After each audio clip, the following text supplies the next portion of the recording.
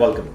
Now, you may have recently come across this report that was published by Apple on September 10. It's being shared and forwarded on lots of motorcycle WhatsApp groups. Well, I don't want to sound like an I told you so guy, but those of you who follow me on social media might have noticed, or even people who have ridden with me in the last few years might have noticed, that I refrain from mounting a newer smartphone on the handlebar of a motorcycle, citing the very reasons that Apple has highlighted in their report. Now, this is true not just for all the Apple iPhones from the 6 Plus onwards, but also many other smartphones out there that use optical image stabilization in their camera hardware. Now, most of the phones that have optical image stabilization use springs and electromagnets to suspend the lens over the camera unit. Now, using the gyroscopes on the phone, it will detect the shake, the amplitude and the frequency of the shake, and then use these electromagnets to adjust or counter this shake by adjusting the lens and then recentering the image on the sensor to give you a more stable, a more proper image instead of one of those blurry images that you could get on phones in low light conditions or in conditions where the phone shaked a lot and then you had a not so sharp image. On newer iPhones like the 12 Pro Max, Apple has actually gone a step further. Instead of moving the lens element, they're moving the entire sensor element to stabilize the effects of a shake and give you a sharper image, almost DSLR level of optical image stabilization, and also improved video stabilization. Either way, there are moving parts in your phone for the image stabilization hardware, and therefore mounting your phone on the handlebar of a motorcycle could mess up with this hardware. Remember how in most of my reviews I keep talking about the vibrations that come from the engine, how you can feel them in the handlebar, in the pegs. Well, these are the very vibrations that are going to mess with this image stabilization hardware. They come from the engine, but they can get amplified even further when you're riding on poor road conditions, and all of this can actually mess up all this hardware. I learned it the hard way when I had my iPhone 8 Plus, and the image stabilization, it just went for a toss. It would result in blurry images on its own, even in good lighting conditions. And while shooting video, I would get the warp perspective, the jello effect. It was all happening on its own. The camera essentially went haywire. Now, I was using this 8 Plus on my motorcycle quite frequently, and I believe that the motorcycle vibrations caused this issue. Now, Apple couldn't confirm that, but they were good enough to give me a replacement phone. They replaced the phone for free without any problems. But now the new report that has come out on September 10 sort of confirms that my fear or my deduction about this whole thing, that the vibrations probably caused it, was actually right. In fact, ever since I stopped mounting the phone on the handlebar, I've never faced this kind of an issue with any of the newer phones that I've bought.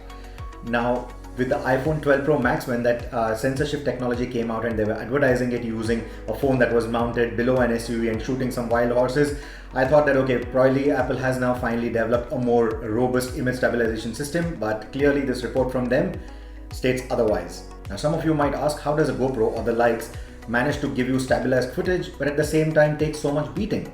That's simply because they're using electronic image stabilization.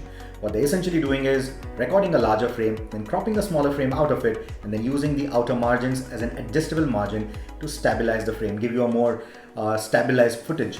So I don't know anyone who is really using phones on their motorcycle to shoot their own footage or whatever, but if you're one of those, I think using an action camera is still going to be a much better idea. It will give you cleaner footage and it will take a lot more beating as well.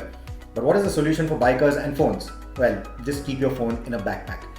Because keeping it in a tank bag could still mean that there are going to be vibrations. It is going to get tossed around quite a bit, and it could still mess up with that image stabilization hardware. Keeping it in your jacket pocket, it may be quite safe for the phone, but not so safe for you in case you have a fall, because the phone might look very delicate, but it can harm in a big way upon impact. So ideally don't do that. The backpack, I think, would be the safest place to keep your phone. Also, why would you want to mount a phone in today's times on the handlebar? If you want to take calls, most of the new age motorcycles have in-dash Bluetooth systems that will also tell you who's calling. And you have Bluetooth headsets on your helmet. Most of the people have them now. So you can use the say caller name feature on most of the phones that will also sort of say out the name of the person who's calling. So even if you don't have a display telling you that, you'll still know who's calling, and then you can decide whether to accept the call or not. Same goes for the music. You can control the music over your Bluetooth headset. You can control it over some of the in-dash systems on many modern motorcycles. So again, that takes away the need of mounting the phone anywhere on the handlebar or on the motorcycle. Similarly, GPS. Now that is one place where a lot of people would want to use a phone on the handlebar mount. Well, I think how I have gone about it is essentially choosing any handlebar mount that you want, because there are handlebar mounts in the market which promise lesser vibrations, which have vibration dampers, but I don't think they work just as well, because I've seen phones shake on those, rigorously shake on those, on some of the more YB motorcycles. So I don't think those vibration dampers really do much. So what I have gone about doing is I have a regular phone mount on my motorcycle. And what I do is simply use an older iPhone 5, a trusty old iPhone 5 that I have lying around. It's always connected to the 12 volt socket so that it's charging, so the battery issues or the battery age is not a worry anymore. And then I have a simple Geo prepaid data card, which cost me about rupees 1600 for an entire year.